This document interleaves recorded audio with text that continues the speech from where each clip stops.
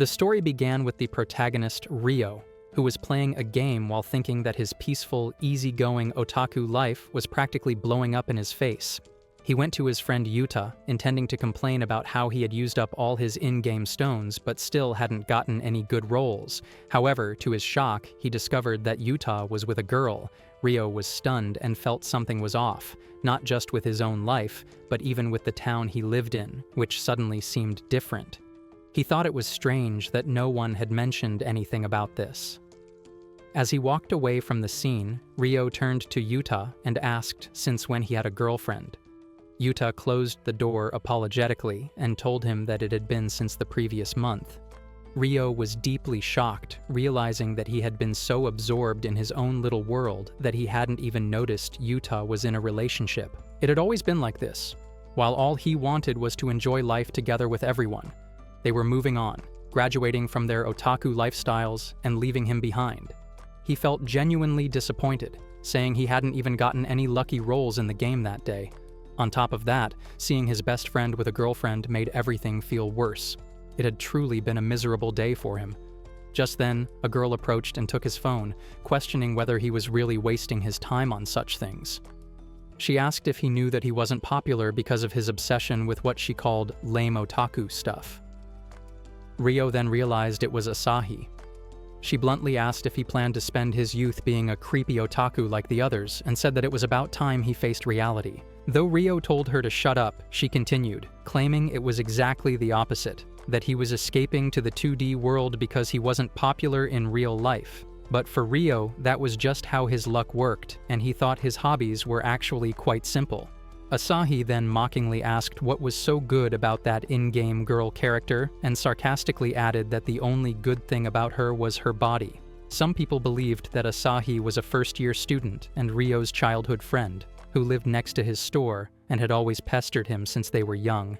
At that moment, she snatched his phone and began to talk about the game character Siren. According to her, even though Siren often got hurt, she always prioritized her comrades. Asahi described her as a deeply passionate goddess, someone who stayed in the background, supported others like a mother, and poured unconditional love into her companions. She was, in Asahi's words, a mature and selfless woman. Ryo agreed, adding that Siren's healing abilities were top tier, making her a valuable asset even in difficult boss battles. He also noted that Siren revealed her feminine side only to the protagonist, which made her even more special. However, Asahi quickly shut him down, calling his rapid otaku-style monologue disgusting and told him to cut it out. Ryo asked why she had even bothered coming to meet someone as gross as a hardcore otaku like him. Asahi casually replied that it was because there were manga and snacks, and that she was helping bring some flair to his dingy little otaku room, so he should be grateful. Ryo thought to himself that even though the place was officially called the Modern Cultural Exchange Club, in reality, it was nothing more than an otaku circle. Just then, Yuta arrived, having secretly taken photos of Ryo earlier. He said he had been planning to show them to Ryo soon, but changed his mind after noticing Asahi was already there. He greeted her, and Asahi, clearly flustered, returned the greeting. Yuta then commented that Ryo and Asahi seemed really close. Ryo quickly denied it and told him to hold on, saying that their relationship was more like a rotten tie he couldn't cut off. Asahi, in response, insisted to Yuta that it wasn't really like that. Yuta then asked Asahi if she had decided which club she was planning to join. When she said she hadn't, he invited her to join their club. However, she hesitated, saying she was also interested in the Wind Entrustment Club. At that point, she seemed completely flustered. Yuta quickly added that he didn't mean to interrupt anything between them, and then shifted the attention toward Ryo. In response, Ryo denied there was anything going on, saying it wasn't like what Yuta was assuming. After Yuta left, Ryo muttered to himself that Yuta always said strange things, and even joked that there should be a limit to how socially awkward someone could be. Asahi's face had turned completely red. Ryo reflected on how she always acted cheeky and confident around him. Yet the moment she was with others, her social anxiety would flare up. She couldn't even maintain eye contact. He recalled how, ever since childhood, she hadn't had many friends and that he was the only one who ever gave her much attention. That, he thought, was probably why she still stuck around with him. Knowing he would be graduating in a year, Rio hoped that Asahi could form some friendships of her own before then. Rio then pointed out that it had already been a week since Asahi entered the school and asked if she planned to waste her youth as a loner. He added that spending 3 years like that was truly difficult. Asahi was taken aback and retorted that she didn't want to hear that from a gross otaku like him, someone who, in her opinion, was wasting his youth even more. In response, Rio claimed that he had otaku friends and was living a fulfilling youth in his own way. Asahi scoffed, pointing out that he didn't even have a girlfriend, and questioned how he could possibly call that a fulfilling youth. She sarcastically remarked that his age was the same as the number of years he had gone without one.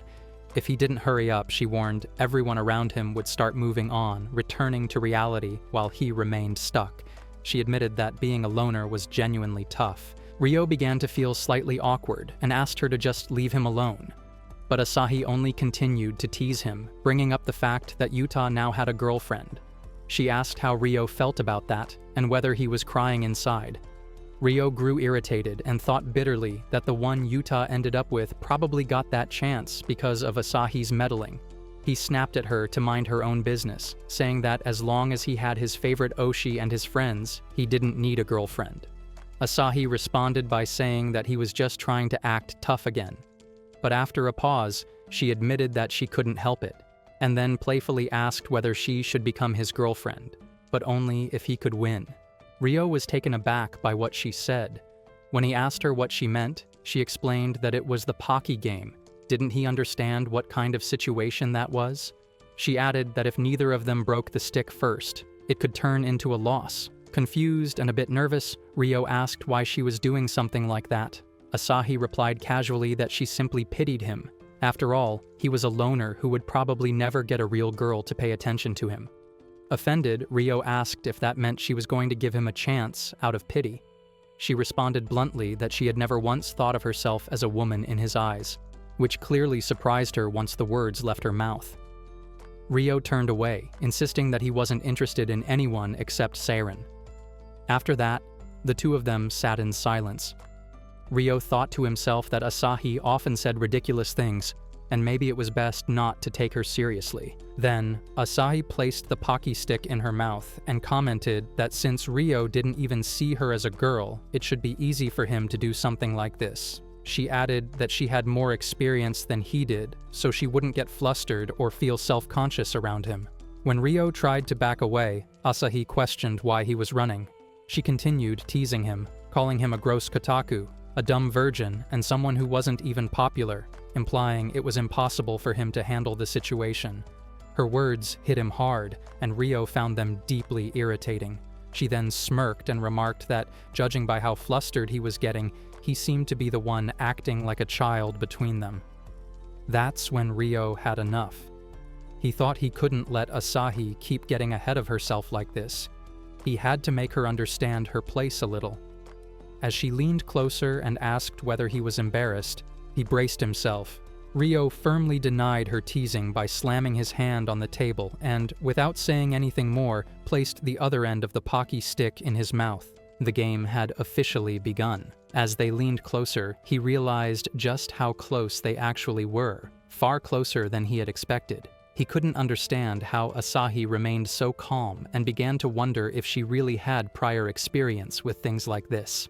He glanced at her small face, noticing the fine details, her long eyelashes, her composed expression, and found himself thinking that, up close, she was actually quite cute.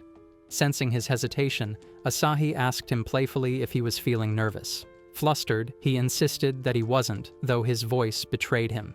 As he opened his mouth slightly to adjust the stick, he started questioning himself. Why was he doing such weird things? He knew Asahi would probably make fun of him again for it. Trying to stay focused, he put the stick back between his lips and forced himself to think pure thoughts. But then, he noticed Asahi's face gradually turning red. He asked her if she was absolutely sure she wasn't the one getting self-conscious. Something shifted in Asahi at that moment. Abruptly, she pulled away and snapped the stick, accidentally falling in the process. Rio, startled, asked what on earth she was doing. As she got up, clearly flustered, she claimed she wasn't conscious of him at all. She said seeing him up close was just so ridiculous that it hurt, and that she had only been trying to hold back her laughter.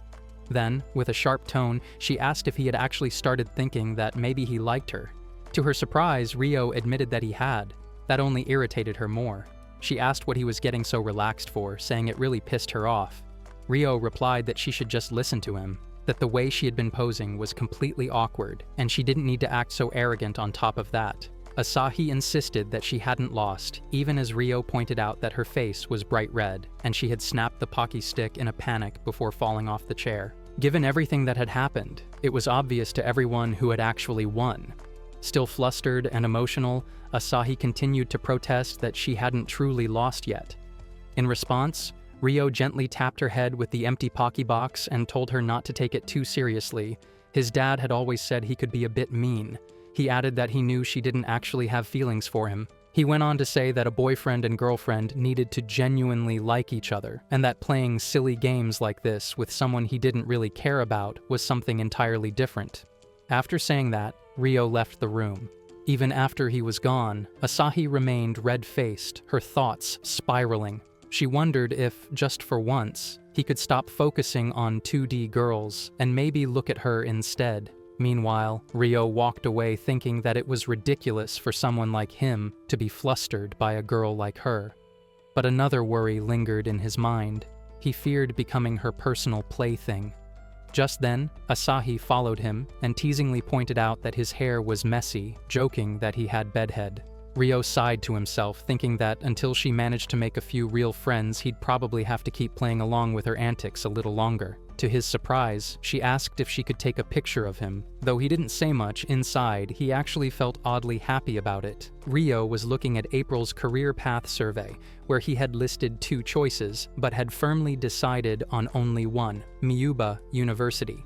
He remarked to himself that it was no longer the time to behave like an otaku. Just then, Asahi approached and asked what options he had, and whether he was planning to go alone. Rio found her behavior bratty. She then casually mentioned that she had seen Judah hitting his girlfriend and added that it looked like Rio had nearly been replaced as Judah's girlfriend. Rio clarified that he hadn't been replaced and that the other club members were simply working part-time that day. He felt Asahi was always bothering him for one reason or another. Without asking, she grabbed the paper from his hand, read the name Miyuba University, and asked if it wasn't a prestigious and highly intelligent university in Tokyo. Rio confirmed that it was. Asahi commented that it was indeed an amazing place, one where cool, stylish, and even glamorous people went. She added that someone like Rio, a plain otaku, should quietly attend a local university instead. Rio replied that he intended to attend a good university so he could secure a decent job and earn a good salary. Suddenly, Asahi posed a question and rolled a pair of dice. She asked what the smallest possible sum would be when looking at 2 dice from the top. Rio asked if she was trying to be funny and answered that the smallest sum was 2. She disagreed, explaining that the answer was 1, because she had stacked 1 die on top of the other. Rio then admitted she had tricked him. Asahi teased Rio, saying he couldn't even solve such a simple question, and joking that he was doomed. She remarked that even primary school children could answer it correctly. Rio told her to stop saying such things, but she went on to suggest that if he struggled with questions like that, getting into Miyuba University was impossible for him. He realized she was mocking him relentlessly. In response, he took a look at her test paper and discovered that she had scored only 33 marks. He pointed out that despite her low score, she still had the nerve to make fun of others. Feeling embarrassed, Asahi shyly asked how she had even managed to get into the school in the first place. She admitted that although it was a high-level school, she had someone helping her. Blushing, she claimed she had just been feeling a little sick on the day of the test and insisted that if she had been at her best, it would have been easy for her. Rio asked if that was really true. He then posed a question to her. If 2 dice were thrown, what were the chances of them showing the same number? He added that if she was truly at her best, she should be able to solve it easily. Asahi agreed and began rolling the dice several times, recording the results on paper. Rio wondered if she was serious, realizing that she was actually trying to calculate the probability manually without using any formula. He told her that was enough and asked how many more times she intended to roll the dice. it was the middle school year, not elementary school. In response, Asahi commented that Rio couldn't seem to live without using math. Rio retorted that it was a typical excuse from someone who simply couldn't do math. He added that since she couldn't even handle basic arithmetic, she should seriously consider starting over from primary school. Then, he offered to teach her himself. To back up his words, he showed her his own recent test results, where he had ranked second in the class, and told her to stop making fun of him. Asahi was confused when she saw Rio's test results and wondered to herself that if she hadn't tried as hard, she might not have understood the situation as clearly. After a moment, Rio spoke up, telling her that if she fell behind like this, it would be difficult for her to catch up, and she would never feel confident in her studies. He suggested that she consider going to a lower-level school. He also questioned why she would want to attend the same school as him. Asahi seemed sad, and explained that the reason she wanted to attend the same school as him was because she had hoped to be with him. Rio was surprised by her response and wondered if she meant that she had followed him and forced her way into this high school. Asahi quickly denied it, insisting that she wanted to study there, but Rio wasn't convinced. He then asked how badly she wanted to be together with him. Flustered, Asahi resisted, telling him he was wrong and asking him to stop jumping to conclusions. She then clarified that it wasn't about that. It was simply reassuring to have someone familiar around, and it was convenient in many ways. She insisted there was no weird meaning behind it. Rio replied that they were just friends, nothing more. Asahi, feeling frustrated, asked if he was even listening to her. Rio ignored her question and told her to sit down. He added that she would have to retake the test. Asahi muttered under her breath, calling him an idiot. Rio turned to her, sternly telling her not to call him an idiot again. Rio lightly tapped Asahi on the head with a notebook and told her to take the exam again in front of him. Meanwhile, the scene shifted to another girl who was looking at the ranking chart. She remarked with a sigh that it was really boring as she was still holding the first place position.